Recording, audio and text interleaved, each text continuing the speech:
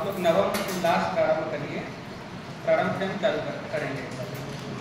गुण विवेचने कृते अलंकारा प्राप्तावसरा इति संप्रति शब्दालंकारा नाम। ये कह रहे हैं कि गुण का विवेचन अब कर दिया गया, उसके पश्चात अलंकार जो हैं इनका अवसर प्राप्त हुआ। एक बार आप संगति देख लीजिए।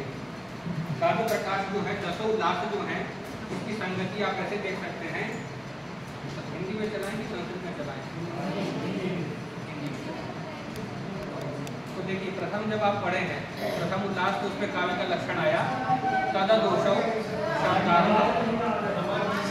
आवाज नहीं आ रही है? किसमें बोलता हूँ? इसमें आ रही है?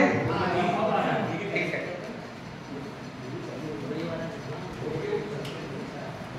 एक बार आप संगति समझ लीजिए। प्रथम उल्लास में काव्य का लक्षण आया तद अदोषौ शब्दार्थौ सगुणौ अनलंकृति पुनः क्वापि। इसमें दो शब्द आपको विशेष रूप से जानने के योग्य हैं कि शब्दार्थौ तत्, शब्दार्थौ तत् यह अन्वय होगा। शब्द और अर्थ मिलके जो है वो काव्य है। तत् शब्द आया है, तत् शब्द जो है पूर्व का परामर्शक है। सर्वनाम जो होता है उस सर्वनाम के तत् शब्द के तीन अर्थ बताए गए हैं, प्रक्रांत, प्रसिद्ध और अनुभूत। तत् शब्द के तीन अर्थ होते हैं। जैसे हम कहे राम राजा आसित और उसके बाद कहे स सीतायाः पति, तो जो सह जो आया ये किसका बोधक है? राम का। तो ये सर्वनाम जो हम स शब्द का प्रयोग किए, ये तत् शब्द से बना है। तो ये जो होता है पूर्व का परामर्शक होता है। एक अर्थ तो इसका पूर्व परामर्शी है। दूसरा होता है प्रसिद्ध अर्थ, जैसे सामाम पातु। तो सा का मतलब क्या है? प्रसिद्ध, श्रुति स्मृति पुराण प्रसिद्ध। और तीसरा जो होता है अनुभूत, जिसका हमको अनुभव है वह भी एक, इसका तीसरा अर्थ होता है तत् शब्द का। अब जैसे कहे ताम स्मरामि, तो ताम अर्थात अनुभवाई के गोचराम, जिसका मुझको अनुभव है। तो तत् शब्द के तीन अर्थ होते हैं, प्रक्रांत, प्रसिद्ध और अनुभूत। तो यहाँ काव्य के लक्षण में जो आया तत् शब्द आया, तो तत् शब्द जो है ये पूर्व का परामर्शक है, क्योंकि काव्य शब्द जो है पहले आ चुका है। काव्यम यशसे अर्थकृत्य में काव्यम शब्द आया है और काव्यम शब्द नपुंसक में है, इसके तत्। तो तत् अर्थात काव्यम, और काव्यम के लिए आया कि किम काव्यम भवति, तो कहा शब्दार्थौ। शब्द अर्थ ही जो है वो क्या है? काव्य है। लेकिन अब हम विचार करेंगे कि शब्द अर्थ तो व्याकरण में भी है, वेद में भी है, सब जगह शब्दार्थ है। तो क्या विधि काव्य की श्रेणी में आएंगे क्या? तो वो नहीं आएंगे। शब्दार्थ के वहाँ पे तीन विशेषण बता दिए गए, अदोषौ, सगुणौ, अनलंकृति। ये तीन शब्द आए हैं। सगुणौ अर्थात गुणैः सहितौ इति सगुणौ, गुणों से युक्त जो हो शब्दार्थ। उसके पश्चात आया अदोषौ, तो अविद्यमानः दोषः ययोः तौ अदोषौ। नयोस्ति अर्थानां वाच्योवाच उत्तरपदलोपः। अविद्यमानः पुत्रः, अपुत्रः, वैसे ही अविद्यमानः दोषः ययोः तौ अदोषौ। और तीसरा जो आया अनलंकृति। अनलंकृति को आपको जानना चाहिए। अनलंकृति जो शब्द है ये द्विवचन का है, क्योंकि शब्दार्थों के जो विशेषण आएंगे ये भी क्या आएंगे? द्विवचन में ही आएंगे। क्योंकि विशेष में जो विभक्ति वचन होता है वही विभक्ति वचन उसके विशेषण में भी होता है। या विभक्ति यद वचनम विशेष्यस्य सा विभक्ति तद्वचनम विशेषणस्यापि तर्हि अत्र विशेष्य जलम किं वर्तते? शब्दार्थौ। तो कीदृशौ शब्दार्थौ काव्यम तर्हि प्रथमं विशेषणम् अस्ति अदोषौ अर्थात दोषरहितौ। पुनश्च सगुणौ, पुनः वर्तते अनलंकृति। तो हम इसको सिद्ध करेंगे। अलंकरणम अलंकृति भाव में करेंगे। भाव में किन प्रत्यय होता है? जैसे गमनम गति, भजनम भक्ति, दर्शनम दृष्टि, वैसे ही अलंकरणम अलंकृति। फिर नए समास कर देंगे, न अलंकृति इति अनलंकृति, विसर्ग के सहित है। और द्विवचन में अनलंकृति, जैसे हरि ही, फिर हरि दीर्घ बनता है द्विवचन में, तो वैसे ही अनलंकृति द्विवचन में है। ये शब्दार्थों का विशेषण है। तो ये प्रथम उसमें आ चुका है आपके प्रथम उल्लास में। तो इसमें सबसे पहले आया शब्दार्थ। तो शब्दार्थ क्या है, इसको लेकर के आपका द्वितीय उल्लास प्रारंभ हुआ। 5 शब्द बता दिए। स्याद्वाचकः लाक्षणिका शब्दोवत्र व्यंजक त्रिधा। और वहीं फिर अर्थ भी बता दिया, वाच्यादयस्तदर्था स्युः। और शब्द की वहाँ पे व्यंजकता आदि बताई और अर्थ की व्यंजकता आपके तीसरे उल्लास में बताई। तो शब्दार्थम तथ, तो तथ से काव्य को लिए थे। तो काव्य का भेद जो है पहला ध्वनि भेद है। तो ध्वनि भेद आपके चतुर्थ उल्लास में आया, जहाँ व्यंग्य वाचिक की अपेक्षा चमत्कारी होता है तो वहाँ ध्वनि काव्य होता है। तो ध्वनि काव्य को लेकर के चौथा उल्लास है। पांचवा जो है काव्य का द्वितीय भेद है आपका गुणीभूत व्यंग्य, कि जहाँ वाच्य जो है व्यंग्य की अपेक्षा अधिक चमत्कारी होता है तो वो गुणीभूत है, ये पांचवे में आया। और दोनों ये जो भेद हुआ ध्वनि गुणीभूत, इनका मूल आधार है व्यंग्यार्थ, क्योंकि व्यंग्य के सद्भाव में ही ध्वनि है और व्यंग्य के ही सद्भाव में गुणीभूत है। अंदर इतना ही है कि एक जगह प्राधान्य निर्दिष्ट है, अपरत्र वह गौणतया निर्दिष्ट है। तो व्यंजना की स्थापना जो है, क्योंकि दोनों भेद जो है व्यंजना के आधार पर है, व्यंग्य के आधार पर, तो व्यंजना स्थापना पांचवे में हुई। छठवें में फिर काव्य का तीसरा भेद है चित्र काव्य। काव्य के तीन भेद है, उत्तम, मध्यम और अधम। अधम काव्य को लेकर के छठा उल्लास प्रारंभ किया। और उसके बाद शब्दार्थों में सबसे पहला शब्दार्थों का विशेषण था अदोषौ। तो दोष अदोषों को जानने के लिए पहले दोष जानना जरूरी है। तो वहाँ पे आपका सप्तम उल्लास जो आया वो दोष को बता दिया। तो सप्तम जो है पूरी सब दसों की परस्पर उल्लासों की संगति है। तो सप्तम में दोषों आया, दोषों को बताया। अष्टम में किसको बताया? गुणों को, क्योंकि शब्दार्थों का दूसरा विशेषण था सगुणों, तो गुणों को बताया। और उसके बाद वहीं अष्टम में ही बता दिया गुण और अलंकार के भेद को भी बताया गया। क्योंकि देखिए ये आपका उल्लास प्रारंभ हुआ, इसकी पहली पंक्ति यही है, गुण विवेचने कृते। जब हमने गुणों का विवेचन कर दिया है, विचिर पृथक भावे धातु है। विचिर धातु जो होती है पृथक भाव अर्थ में होती है, अलग अलग। जैसे प्रसिद्धि है कि हंस जो है क्षीर का ग्रहण, क्षीर जो है उसका ग्रहण करता है, नीर का त्याग कर देता है। तो जहाँ हमको पार्थक्य न ज्ञान हो जाए तो वही क्या है, विवेचन होता है। तो गुण और अलंकार का विवेचन किया है अष्टम में। इसमें यही बताया, दोनों का भेद बताया। गुण जो होते हैं ये काव्य के नित्य धर्म होते हैं, नित्य काव्य में होते हैं। और इसका आधार बताया, इसका आधार जो है रस है।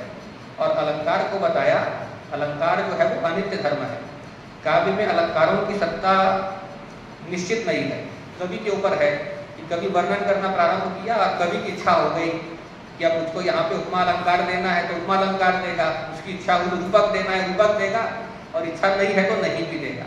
जैसे हम लोगों के ऊपर है, घड़ी पहनना है, माला पहनना है तो हमारी इच्छा के ऊपर है।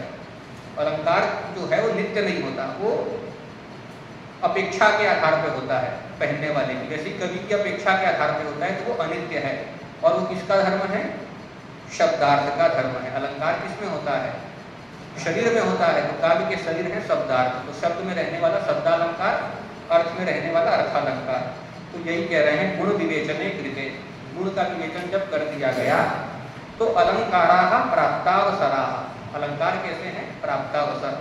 प्राप्तः अवसरः येषां ते प्राप्तावसरः। इनको अवसर प्राप्त हुआ अलंकारों को, क्योंकि अभी तक सबका शब्दार्थ आए, फिर सब काव्य के भेद आए, व्यंजना स्थापना हुई, दोषों का प्रकरण आया, गुणों का प्रकरण आया, और अब अंतिम में जो सूत्र था ना अनलंकृति, अनलंकृति में प्रविष्ट है अलंकृति ना, अलंकरणम अलंकृति। अलंकृति का मतलब अलंकार है, क्योंकि उसकी वृत्ति जब हम लिखे हैं अनलंकृति में यही लिखे हैं सर्वत्र सालंकारम।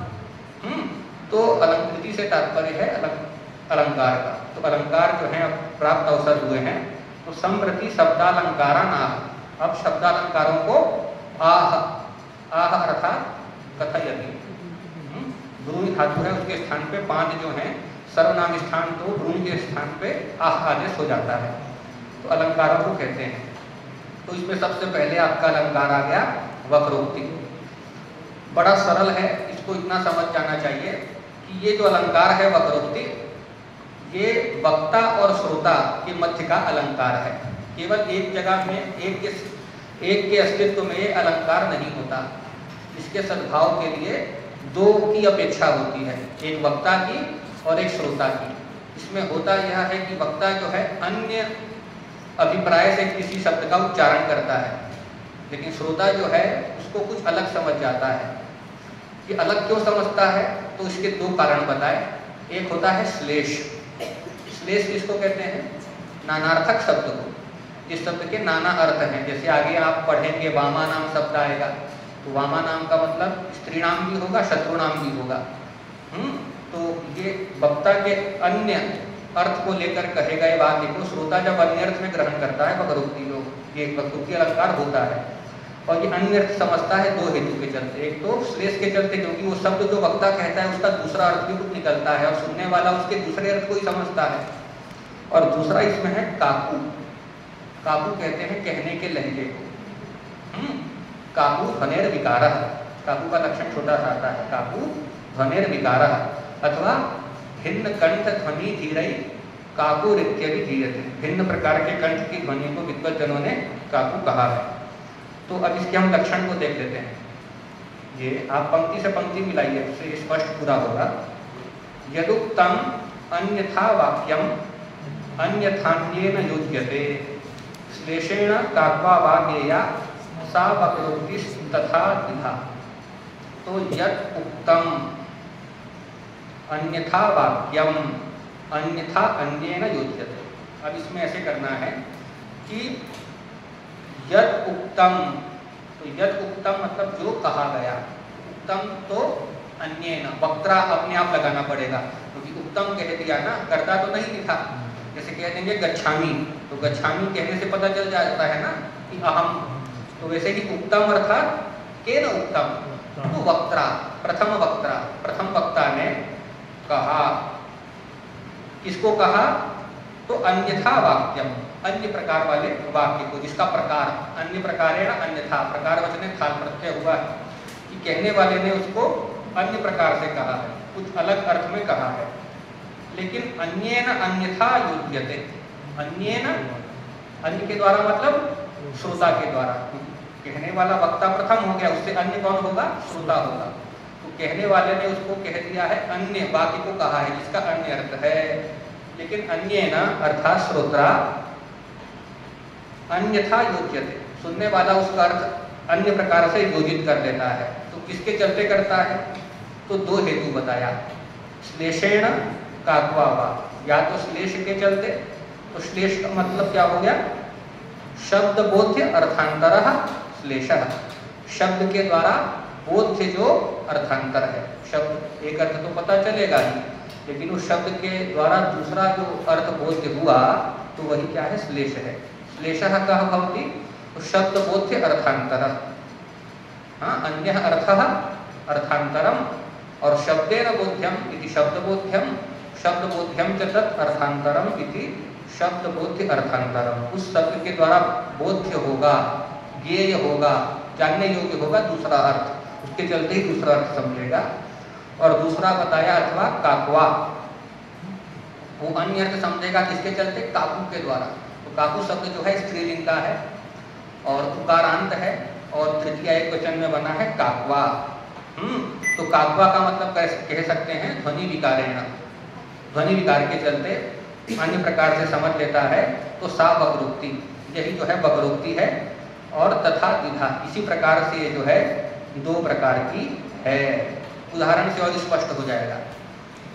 ये अब इसकी वृत्ति में लिखे, वृत्ति आ गई।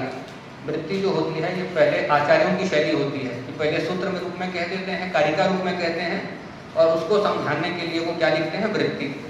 सूत्र मात्र से या व्याख्या सा वृत्ति रविधीयते, सूत्र मात्र की जो व्याख्या होती है वही वृत्ति होती है। और इस वृत्ति में जो है उदाहरण भी कहीं कहीं अपेक्षित होता है तो उदाहरण दिया जाता है, और कहीं सरल होता है अत्यंत तो उदाहरण नहीं दिया जाता। कोई भी ग्रंथ होता है, लक्षण ग्रंथ, तो उसमें यही होता है, सूत्र आएगा कुछ अथवा कारिका, और सूत्र कारिका के अनंतर उसकी वृत्ति आएगी। वृत्ति मतलब बता दिए, भामह ने कहा है लक्षण वृत्ति का। क्या लक्षण है? सूत्र मात्र से या व्याख्या सा वृत्ति रविधीयते, सूत्र मात्र की जो व्याख्या होती है। तो सूत्र का मतलब केवल सूत्र नहीं लेंगे, यहाँ तो कारिका है ना, सूत्र नहीं है, तो सूत्र जो है वो लक्षण है। लक्षण उसको कहते हैं ना, जो स्वयं का भी बोध कराता है और अपने साथ अन्य का भी बोध कराता है। स्वार्थ बोधकत्व सती परार्थ बोधकत्व, तो ये वृत्ति में आ गई। तो तथा विधा कहा, तो तथा इति श्लेष वक्रोक्ति ही काकू वक्रोक्तिश्च, दो प्रकार की वक्रोक्ति हुई। श्लेष वक्रोक्ति हुई और काकु वक्रोक्ति। अब इसमें श्लेष में आपको ये जानना है कि श्लेष के दो भेद किए गए हैं। एक होता है सभंग श्लेष और दूसरा होता है अभंग श्लेष। जहाँ हम पदों का भंग पदों को तोड़ तोड़ के समास आदि का छेदन कर करके जब हम अर्थ निकालते हैं तो वह होता है पद श्लेष। और जहाँ किसी अखंड शब्द से ही पूरा अर्थ निकाल लेते हैं तो वो क्या होता है, अर्थ श्लेष। तो सबसे ये वक्रोक्ति के दो उदाहरण, वक्रोक्ति दो प्रकार की है। पहली है श्लेष वक्रोक्ति। तो श्लेष जो है दो प्रकार का होता है, पद श्लेष जिसको हम सभंग कहते हैं और दूसरा है अर्थ श्लेष जिसको हम अभंग कहते हैं। तो सबसे पहले पद श्लेष के उदाहरण को बताने के लिए प्रारंभ किए। अब श्लोक आपका आ गया, उसमें यही कहा पहले वक्ता ने, नारीणाम अनुकूलम आचरसि चेत जानासि। पहला वक्ता श्रोता से कह रहा है कि यदि तुम नारियों के अनुकूल आचरण करते हो तब तो तुम क्या हो, विद्वान हो। क्योंकि वही विद्वान जो है होता है कि जो स्त्रियों के अनुसार व्यवहार करता है। तो पहले वक्ता ने यही कहा नारीणाम। तो नारी शब्द के षष्ठी बहुवचन का रूप है नारीणाम। तो नारीणाम अनुकूलम आचरसि, अनुकूलम आचरसि, तासाम अनुकूलम यदि आचरणम करोसि तो चेत जानासि। तो तुम जानकार हो, कुछ चीज जानते हो। क्योंकि दिव्य व्यक्ति जो होता है वो स्त्रियों से जो है उनकी बात आदि को समझता है। तो पहला वक्ता जो है कह रहा है कि नारी नाम अनुकूलम आचरसि चेत। तो चेत का मतलब है यदि, चेत का मतलब है यदि। तो अन्वय होगा यदि नारी नाम अनुकूलम आचरसि तो जानासि। तो तुम जानने वाले हो, बुद्धिमान हो। लेकिन सुनने वाले ने नारी नाम शब्द में जो है श्लेष है, इसके चलते अलग अर्थ समझ लिया। नारी नाम में हम पद का भंग करेंगे तो न अरिणाम, न को अलग लगाएंगे और अरि शब्द जो शत्रु का वाचक है, अरि शब्द के सप्तमी षष्ठी बहुवचन में क्या बनेगा, अरिणाम बनेगा। तो उसने ये अर्थ समझा, ये कह रहा है पहला वक्ता कि अरिणाम अनुकूलम न आचरसि चेत जानासि। यदि तुम शत्रुओं के अनुकूल आचरण नहीं करते हो तब तो तुम जानकार हो। पहले वक्ता ने अखंड अर्थ लिया था, अखंड शब्द का प्रयोग किया, नारी नाम का मतलब स्त्री नाम। लेकिन सुनने वाले को लग रहा है कि ये मुझको कह रहा है कि तुम शत्रुओं के अनुकूल आचरण नहीं करते हो तब तो विद्वान हो। इसने ऐसा अर्थ समझा और फिर उत्तर दे रहा है कि कह चेतनः वामानां प्रियमादधाति। ऐसा कौन चेतन व्यक्ति है, ऐसा कौन व्यक्ति सजीव व्यक्ति है, विद्वान जो है, जो शत्रुओं के प्रिय को करता है। उसको लगा ये शत्रुओं के लिए क्या है, कहा है तुम शत्रुओं के अनुकूल आचरण नहीं करोगे तब तो तुम विद्वान हो। तो इसने उत्तर दिया कि भाई कौन व्यक्ति है कि जो शत्रुओं के अनुकूल आचरण करता है। कह चेतना, एक होता है चेतन और एक होता है जड़। तो कौन चेतन है, कौन जड़ है? तो स्वाधीन चेतन, जिनके अंदर स्वयं के अधीन जो है क्रियाशीलता होती है वो होता है चेतन। जिसको हम स्थावर भी कहते हैं, हाँ, जिसको हम जंगम कहते हैं। दूसरा है स्थावर जंगम, यही चेतन, जड़ चेतन यही है। तो स्वाधीन क्रिया युक्त चेतन, चेतन जो होता है उसके स्वयं के अधीन जो है कार्य करने की शक्ति होती है। तो ये कह रहा है कह चेतना, स्वाधीन क्रिया शक्ति युक्त कह वामानां प्रियमादधाति। कौन जो है चेतन, जो है प्राणी, जो है शत्रुओं के अनुकूल आचरण करता है। तो इसने प्रयोग किया वामानाम, वामानाम का इसने प्रयोग किया था शत्रु नाम। शत्रु का अर्थ जो होता है वाम, क्योंकि हमेशा उल्टे ही होते हैं। वो हम कुछ कहते हैं वो हमसे वाम उल्टा ही समझते हैं। तो ये कह रहा है कौन व्यक्ति जो है शत्रुओं का प्रिय करता है। लेकिन पहले वक्ता को लग रहा है वामा नाम शब्द में फिर श्लेष आ गया। वामा नाम का मतलब जो होता है स्त्री भी होता है, क्योंकि स्त्री जो है विवाह के पश्चात वाम भाग में आती है ना। वामांगे गिरिराज राज तनया वामे च जनकात्मजा। तो वामा नाम का अर्थ जो है स्त्री नाम भी होता है। तो पहले वक्ता ने तो शत्रु अर्थ में प्रयोग करके कह दिया कि कौन व्यक्ति जो है शत्रुओं का प्रिय करता है। लेकिन सुनने वाले को लग रहा है ये कह रहा है वामा नाम मतलब स्त्री नाम। ये कह रहा है कि कौन व्यक्ति जो है स्त्रियों के अनुकूल, स्त्रियों का प्रिय कार्य करता है। ये अर्थ उसको मतलब लगा, मतलब ये कह रहा है कि कोई भी व्यक्ति स्त्रियों का प्रिय आचरण नहीं करता, ऐसा समझा उसने, क्योंकि इसमें श्लेष है वामा नाम में। तो फिर प्रथम वक्ता कह रहा है कि भवान अबला नाम हितकृत न किताब है तो किताब देखिए, एक शब्द से ही उसके अर्थ को आप लगा पाएंगे कि भवान अबला नाम हितकृत नैव, ये कह रहा है पहला वक्ता दूसरे से कि भवान अबला नाम। तो अबला नाम अर्थात अबला शब्द जो है ऐसे तो देखा जाए योग रूढ़ है, जैसे पंकज शब्द है ना, तो पंकज आता है पंकजा होता है, पंकजनी करता है जिसका मतलब है कीचड़ में उत्पन्न, लेकिन उसकी रूढ़ी हो गई है कमल में। पंख में तो और भी उत्पन्न होते हैं ना कीड़े मकोड़े, लेकिन उसको हम पंकज नहीं कहते, इसको रूढ़ी हो गई, योग रूढ़ शब्द कहते हैं। तो वैसे ही अबला नाम की योग रूढ़ी हो गई स्त्री अर्थ में, क्योंकि अबल का मतलब यही होगा ना अविद्यमानम बलम ये शांति अबला, लेकिन अबल शब्द का जैसे पंकज आता है पंकजा की रूढ़ी है कमल में, वैसे ही अबल शब्द की रूढ़ी है स्त्री में। तो ये उसी भाव से कह रहा है। इसको यही लगा कि दूसरा वक्ता यही कहा है कि कौन जो है स्त्रियों के प्रिय कार्य को करता है, तो ये गुस्सा होकर एक प्रकार से कहा कि भगवान अबला नाम हितकृत नहीं, तुम जो है स्त्रियों के प्रिय हित को करने वाले तुम नहीं हो।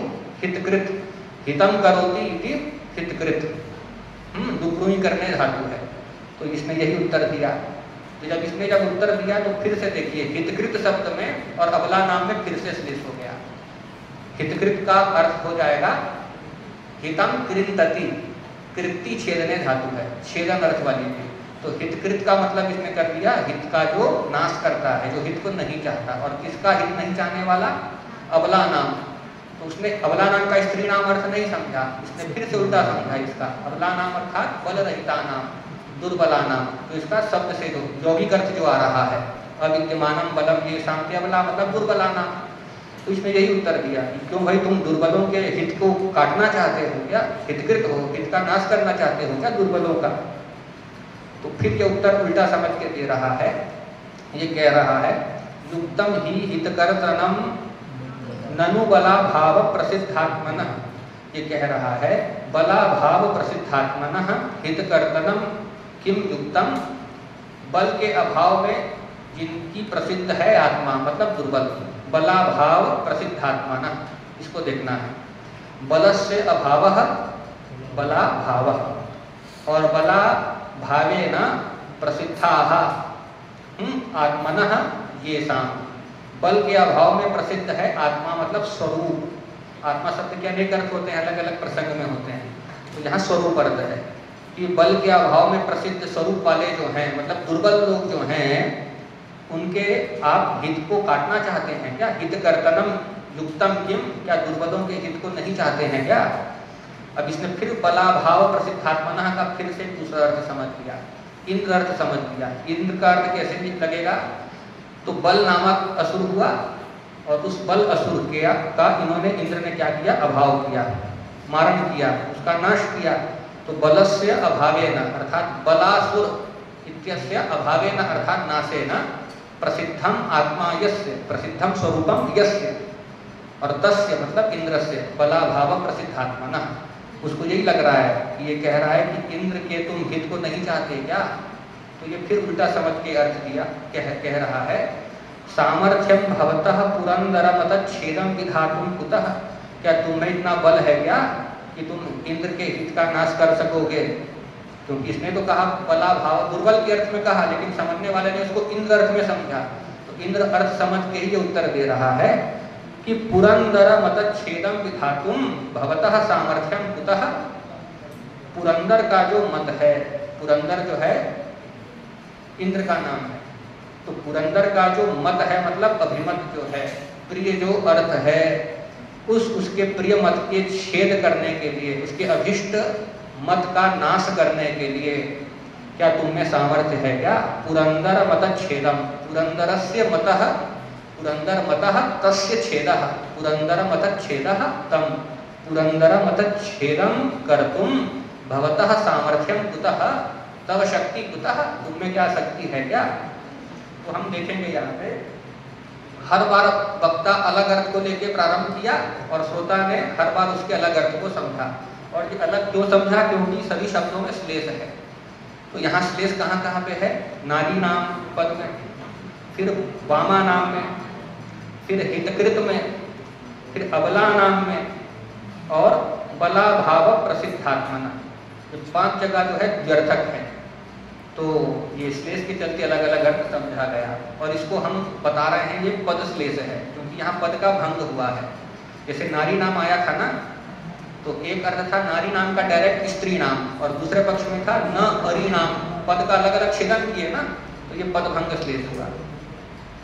वामा नाम में जो है कोई पद का भंग नहीं हुआ। वामा नाम जो है षष्ठी बहुवचन का है, इसका अखंड पद का ही दोनों पक्ष में अलग अलग अर्थ है। शत्रु नाम भी अर्थ है, स्त्री नाम भी अर्थ है। साइलेंट कर दीजिए, और मेरा ही फोन है, इसको साइलेंट कर दीजिए। और हितकृत में भी जो है अखंड श्लेष है, हितम करोति और हितम कृंतति, ये भी अभंग है। और अबला नाम की जो शब्द आया, तो अबला नाम भी क्या है, यहाँ पर भी श्लेष है। अबला नाम अर्थात अविद्यमानम बलम येषाम, ये अर्थ बताए थे, और एक जो है रूढ़ हो चुका है स्त्री वाले अर्थ में, ये दुर्बल वाले अर्थ, हाँ स्त्री वाले अर्थ में, दुर्बल अर्थ में। तो इतने जगह जो है वामा नाम में और हितकृत, ये दो शब्द में हमको जो है पद का छेदन नहीं करना है, अन्य जगह पदों का छेदन हुआ है, तो ये क्या हुआ, पदभंग श्लेष का हुआ। तो ये अलग अलग अर्थ आया, वक्ता श्रोताओं ने अलग अलग अर्थ अभिप्राय में कहा, और सुनने वाले ने उसको अलग अलग अभिप्राय से लगाया, तो ये पहला हुआ। और अब अभंग श्लेष का बता रहे हैं। अभंग श्लेष किसको कहते हैं कि जहाँ हमको पद का भंग करना ही नहीं पड़ता। ऐसा देखा जाए तो यहाँ पर अभी वामा नाम और हितकृत शब्द आया था, यहाँ पर भी अभंग श्लेष था, लेकिन ब्रह्मटाचार्य ने इसको पदभंग माना, क्योंकि इसका प्रारंभ कहाँ से हुआ है, नारी नाम, पहला ही शब्द है, नारी नाम भी हुआ और न अरि नाम भी हुआ, तो प्रथम शब्द के चलते यहाँ जो माना गया है पद भंग माना है। अब अभंग को बताया जा रहा है। कोई व्यक्ति किसी से कह रहा है, अहो केन ईदृशी बुद्धिर दारुणा तव निर्मिता, किसी ने कहा कि किसने तुम्हारी बुद्धि को इतना जो है कठोर बनाया है, प्रश्न किया। अहो, अहो इति अव्ययम आश्चर्यार्थे, अहो अव्यय जो है आश्चर्य के अर्थ में विद्यमान है अव्यय, तो कोई कह रहा है अहो आश्चर्यम वर्तते, किम आश्चर्यम, केन, केन तृतीय एकवचन का, और निर्मिता जो है अंतिम में ये आ रही है क्रिया, केन निर्मिता, किसने निर्मित किया, और निर्मिता का कर्म है, का निर्मिता, तो बुद्धि, किसने निर्मित की है बुद्धि को, और तुम्हारी बुद्धि कैसी है, तो बुद्धि का विशेषण है दारुणा। कमर को पढ़ते हैं ना, दारुणम, भीषणम, भीष्मम, ये सब पर्याय आते हैं। दारुण का मतलब जो है भीषण, भयंकर, ये सब होता है। तो कोई कह रहा है किसने तुम्हारी बुद्धि इतनी भयंकर बनाई है, केन तव, तव से संबंध बता रहे हैं, केन तव ईदृशी दारुणा बुद्धि निर्मिता। पहले व्यक्ति ने ऐसे ही कहा कि किसने तुम्हारी ऐसी भयंकर बुद्धि बनाई है, तो दारुणा जो है ये प्रथमा एक वचन का है, इसका विशेषण है बुद्धि का, बुद्धि स्त्रीलिंग में है शब्द। तो केन तव ईदृशी दारुणा अर्थात भयंकरा बुद्धि निर्मिता, लेकिन सुनने वाले ने अलग अर्थ समझ लिया। दारू शब्द जो है, दारुणा तो बुद्धि का वाचक है, प्रथमा एक वचन का है, लेकिन सुनने वाले ने उसका अर्थ जो किया तृतीय एक वचन का। दारू शब्द आता है, उकारांत शब्द है और लकड़ी का वाचक है, काष्ठ, काष्ठ जिसको कहते हैं इद्म, लकड़ी, उसका वाचक है। तो उसको लग रहा है कि ये कह रहा है कि तुम्हारी बुद्धि केन दारुणा, केन काष्ठेन, दारू शब्द काष्ठ का वाचक है, और इसके तृतीय एक वचन में क्या बनेगा, दारू शब्द का तृतीय एक वचन है दारुणा, जैसे गुरु का उकारांत का गुरुणा।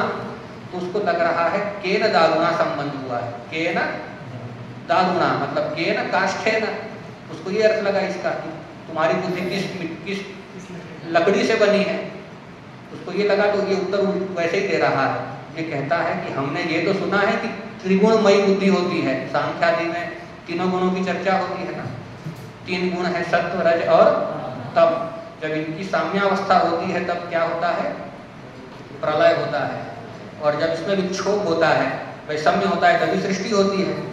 तो जब सृष्टि होती है तो उसी क्रम में मूल प्रकृति से सबसे पहले उत्पत्ति जो है महत तत्व की है, और महत तत्व ही जो है वो क्या है, बुद्धि है। तो ये यही कह रहा है, त्रिगुणा श्रूयते बुद्धि, बुद्धि श्रूयते, कीदृशी श्रूयते, त्रिगुणा, त्रयः गुणाः यस्याम सा त्रिगुणा, तीन गुण वाली बुद्धि तो सुनी जाती है, न तो दारूमयी क्वचित, कहीं पे दारूमयी मतलब काष्ठमयी, लकड़ी से निर्मित बुद्धि तो कहीं मानी नहीं जाती, सुनी नहीं जाती सांख्यादि किसी दर्शन में। तो यहाँ भी यही हुआ, वक्ता ने अन्य अर्थ को लेकर के कहा था कि तुमने किसने तुम्हारी ऐसी दारुण भीषण बुद्धि को किसने मतलब निर्मित किया है, लेकिन इसने दारुणा प्रथमा एक वचन का ना मान करके बुद्धि का विशेषण ना मान के दारू जो है इसको तृतीया एक वचन काष्ठ का पर्याय माना, तो ये भी आपका हो गया वक्रोक्ति। वक्ता ने अन्य अर्थ के लिए वाक्य का प्रयोग किया, सुनने वाले ने उसको अन्य अर्थ में लेकर के समझा। और यहाँ जो है अभंग श्लेष है, दारुणा शब्द को तोड़ने की जरूरत नहीं है, अखंड इसी पद से दो अर्थ आ रहे हैं तो अभंग श्लेष हुआ।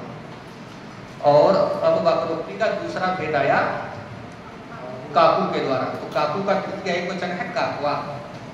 ये जो आप कारिका पढ़े थे ना कि ये जो अन्य अर्थ को योजना करता है या तो श्लेष के द्वारा या काकू के द्वारा, तो द्वारा जब होता है तब तृतीया विभक्ति कर लेते हैं ना, हिंदी में आप कारक पढ़ते हैं तो उसमें तृतीया का मतलब यही करते हैं द्वारा, और जब व्याकरण पढ़ते हैं तब बताता है वहां पे करण में जो है तृतीया होती है, साधक तमम करणम क्रिया सिद्धौ प्रकृष्टोपकारकम कारकम कर्ण संज्ञम स्यात्। तो यहाँ क्रिया की सिद्धि जो है क्या है, अन्य अर्थ की योजना, अन्य अर्थ की जो अन्य प्रकार से योजना है उसमें प्रकृष्ट साधक कारण जो है श्लेष है, श्लेष के चलते ही अन्य अर्थ आ रहा है। तो एक करण है इसलिए करण अर्थ में तृतीया है, और काकू से भी दूसरा अर्थ आ रहा है तो यहाँ पर भी करण अर्थ में तृतीया है काकवा। तो इसका उदाहरण बता रहा है। अब इसमें प्रसंग इसका ऐसा है कि किसी का प्रियतम जो है नायक जो है बहुत ज़्यादा दूर देश में व्यापार आदि करने के लिए गया है, जा रहा है, तो उसकी नायिका कह रही है अपनी सखी से कि ये जो है अपने गुरुजनों के परवश हैं, स्वयं के अधीन नहीं है, बड़े मतलब सास ससुर हो गए उनके अधीन है, अपने माता पिता के, और ये बड़े दूर देश में जाने के इच्छुक हैं। तो अब ये बसंत का समय आएगा जिसमें भंवरों की गुंजार और भ्रमरों की झंकार होगी, लेकिन फिर भी ऐसे उस समय में ये नहीं आएंगे। निराशा से कह रही है नहीं स्थिति। अब शब्द से देखना है इसका। यहाँ पे सबसे पहले हम रखेंगे सखी। देखिए कोई भी आप अर्थ करते हैं श्लोक का तो सबसे पहले उसमें आपको रखना होता है संबोधन। लोक में भी यही होता है ना, किसी मित्र से बात करते हैं तो पहले उसका नाम ले देते हैं ना, जैसे रमेश नाम है, राम है, तो पहले नाम कहते हैं ना, ये रमेश राम सुनो, फिर उसके बाद आगे का वाक्य कहते हैं। तो किसी भी श्लोक में सबसे पहले आपको क्या रखना है, संबोधन। तो ये संबोधन की सखी मतलब हे सखी, हे आली। और यहाँ पे क्रिया है न नैष्यति, सखी के पहले ही लिखा है न एष्यति, न आगमिष्यति। तो नैष्यति मतलब न आगमिष्यति। तो जिज्ञासा कर्तृपद की हुई। एक होता है खंडान्वय, एक होता है दंडान्वय। खंडान्वय में ये होता है कि पहले क्रिया देखी जाती है और उसमें फिर प्रश्नवाचक प्रश्न दिया जाता है। जैसे न एष्यति तो फिर प्रश्न होगा कह न एष्यति। तो यहाँ पे कर्तृपद आया असौ। इस श्लोक के अंतिम में आया है सुरभि समये असौ, असौ असौ नायकः, असौ नायकः न एष्यति। यह जो नायक है जो है अब ये नहीं आएगा। असौ प्रथमा एक वचन का है और कीदृशः असौ, तो इसका विशेषण जो आएगा प्रथमा एक वचन में आएगा। कीदृशः असौ तो इसका विशेषण है उद्यतः। उद्यतः अर्थात तत्परः, सन्नद्धः।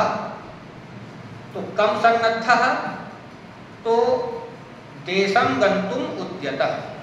उद्यतः आया ना, उद्यतः मतलब तत्परः। तो कम तत्परः, कम उद्यतः तो कर्म आएगा गंतुम, गंतुम उद्यतः, गंतुम तत्परः। और कम गंतुम तो आएगा देशम, देशम गंतुम तत्परः, देशम गंतुम उद्यतः। और देशम का विशेषण है कीदृशम देशम, दूरतरम। अतिशयेन दूरः, दूरतरम, तरफ प्रत्यय हुआ। तो दूर पूरा मतलब क्या हुआ, दूरतरम देशम गंतुम उद्यतः असौ न एष्यति। दूर देश में जाने के लिए तत्पर जो है ऐसा यह नायक जो है नहीं आएगा।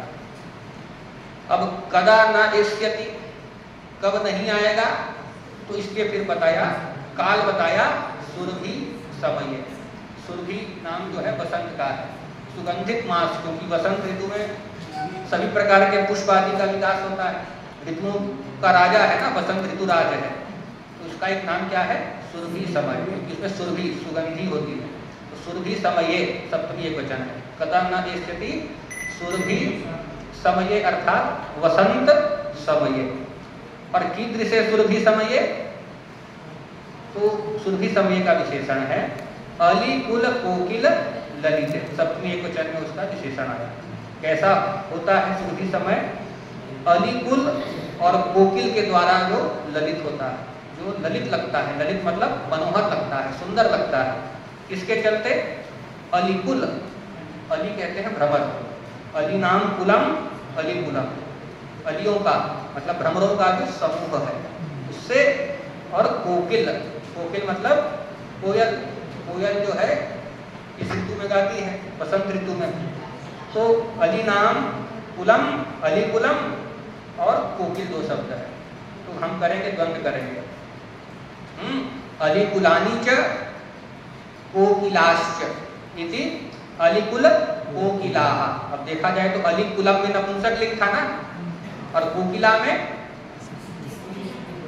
हिंदी में स्त्रीलिंग, संस्कृत में पुल्लिंग। हाँ, तो पुल्लिंग था, तो हम क्या माने द्वंद्व करने के बाद? कुलम के आधार पे मानेंगे तो नपुंसक करना पड़ेगा, और इसके आधार पुल्लिंग मानना पड़ेगा। तो पाणिनि का सूत्र है परवल लिंगम द्वंद्व तत्पुरुषयोः।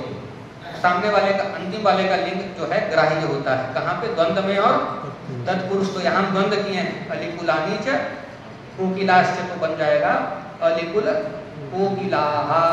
और ताप, हाँ, और तई ही अलिकुल कोकिलैहि ललिते, इनके द्वारा ही वो क्या हो जाता है? ललित। सुरभि समय में, वसंत समय में जो लालित्य आता है, वो लालित्य किसके द्वारा प्रयुक्त होता है? भ्रमरों के द्वारा और कोकिलों के द्वारा। कोयल आदि गाती है, भ्रमर झंकार करते हैं। तो ये कह रही है, और ये सब क्या है? उद्दीपन कारण है। श्रृंगार में उद्दीपन कारण, श्रृंगार रस जो होता है तो उसका कुछ तो होता है विभाव। आप पढ़ते हैं ना, कोई भी रस होता है तो उसमें विभाव, अनुभाव और व्यभिचारी होता है। और आलम्बन जो है, उसके विभाव के दो भाग कर दिए गए, एक आलम्बन विभाव और दूसरा उद्दीपन। तो ये कह रही है कि नायक नहीं आएगा तो इसके रति के उद्बोध में कारण नायक है, और इसकी रति को और ज्यादा बढ़ाने के लिए क्या है? ये सुरभि समय है। उसमें ये जो भ्रमरों की झंकार, कोकिलों की जो गुंजार है, ये सब क्या है? उद्दीपन का कार्य करती है। उद्दीपन विभाव वही होते हैं ना जो रस को और उद्दीप्त करते हैं। तो श्रृंगार भी प्रलंब श्रृंगार है यहाँ पे, विप्रलंब संयोग तो है नहीं ना, दूर दूर देश में है, अलग अलग स्थान में जब होते हैं। जैसे यक्ष अलग देश में है, यक्षिणी अलग देश में है, तो विप्रयोग श्रृंगार है, विप्रलंब श्रृंगार है। तो वैसे यहाँ पर भी क्या है? ये उद्दीपन है, और उद्दीपन, विप्रलंब का उद्दीपन यही कर रहे हैं भ्रमर कुल और कोकिल। तो ऐसे सुरभि समय में असौ न एष्यति। और किमर्थम न एष्यति, क्यों नहीं आएगा? तो कारण बताए हैं तृतीया विभक्ति से, गुरुजन पर तंत्रतया। कारण हम बताते हैं, कारण बताने के लिए संस्कृत में दो विभक्ति का प्रयोग होता है। एक होती है तृतीया विभक्ति और एक होती है पंचमी। तृतीया में सूत्र आता है हेतौ, दंडेन घटः बनता है, और पंचमी में आता है पर्वतो वहनीमान धूमात्। तो वहाँ हेतु पंचमी से बताया, विभाषा गुणे अस्त्रियां सूत्र है। तो यहाँ हेतु तृतीया से बताया कि क्यों नहीं आएंगे ये सुरभि समय में, तो उसका हेतु बताए तृतीया से, गुरुजन परतंत्रतया। हाँ, गुरुश्चासौ जनः, गुरुजनः कर्मधारय करेंगे, दोनों में प्रथमा विभक्ति है, समानाधिकरण है ना, कर्मधारय हो जाएगा। गुरुश्चासौ जनः, गुरुजनः। और गुरुजनानाम परतंत्रः, जो क्या है? गुरुजनों के, अपने बड़े माता पिता के जो है अधीन है। परतंत्रः पराधीनः, तो हम पराधीन अर्थ करेंगे कि अपने माता पिता के क्या है? परतंत्र है। माता पिता कह दिए कि जाना है, व्यापार करना है, तो ये गुरुजनों के परतंत्र हैं। गुरुजनानाम परतंत्रः, गुरुजन परतंत्रः। और फिर करेंगे गुरुजन परतंत्रस्य भावः, गुरुजन परतंत्रता। जैसे मनुष्यस्य भावः मनुष्यता, पशुः भावः पशुता, तस्य भावस्त्वत्तलौ। पाणिनि का सूत्र आता है कि उसका भाव, इस अर्थ में दो प्रत्यय होते हैं, त्व प्रत्यय और तल प्रत्यय। दोनों का एक ही अर्थ है लेकिन लिंग अलग अलग है, अलग अलग है। स्व प्रत्यय जो होता है वह नपुंसक में होता है और तल प्रत्यय जो होता है स्त्रीलिंग में होता है। तलंतम स्त्रीत्वम त्वंतम नपुंसकम लिवम आता है। तो गुरु जन परतंत्र से भाव, गुरुजन परतंत्रता। और तृतीया एक वचन में जैसे रमा का रमया, तो परतंत्र का परतंत्रतया, ये कारण बताया। तो पूरा अर्थ यही हुआ। ये निषेध में वाक्य कह दी कि गुरुजन परतंत्रतया, गुरुजनानाम स्वास ससुर आदि नाम परतंत्रतया अधीनतया दूरतरम देशम गंतुम उद्यतः विप्रकृष्टतरम स्थानम गंतुम उद्यतः सन्नद्धः असौ असौ मम प्रियः अलिकुल कोकिल ललिते भ्रमर समूह कोकिल ललिते सुरभि समये वसंत समये सखी न एष्यति न आगमिष्यति। निषेध में कह दी, लेकिन अब सखी जो है उसका अलग अर्थ कर रही है। वो ऐसे समझ रही है कि ये कह रही है कि गुरुजनों के तो परतंत्र हैं और दूर देश में भी गए हैं, लेकिन सुरभि समय जो है वह अलिकुल कोकिल के द्वारा बड़ा ललित है। तो ऐसे सुरभि समय में असौ न एष्यति, काकु से अलग अर्थ हो जाएगा ना, न एष्यति आ जाएगा एष्यति एव। जैसे अहम न जानामि, काकु से होगा क्या मैं नहीं जानता, तुम जो कह रहे हो निकलता है ना जानता ही हूँ। तो वैसे ये काकु से कह रही है कि सुरभि समये असौ न एष्यति, तो अर्थ आ रहा है एष्यति एव। सखी ने तो नायिका जो मुख्य है उसने तो निषेध अर्थ में प्रयोग किया कठोर शब्द में कि असौ न एष्यति, लेकिन इसने जो है काकु के चलते, काकु का उदाहरण है ना, तो अन्य अर्थ कर लिया। ये उसने निषेध में प्रयुक्त किया था न एष्यति, लेकिन इसने काकु के द्वारा उसको विधि अर्थ में घटित कर दिया। तो यही आपका वक्रोक्ति है। अब इसमें आप लोगों का कोई प्रश्न है तो प्रश्न आप कर लीजिए, क्योंकि इसके बाद दूसरा अलंकार आपका प्रारंभ होगा, अनुप्रास। वक्रोक्ति यदि आपको कोई प्रश्न है इसमें तो इसमें आप प्रश्न कर लीजिए।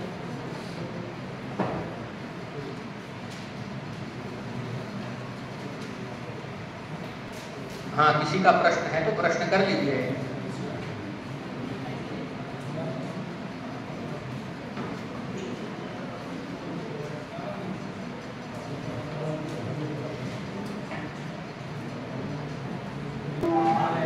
समझ आ गया है?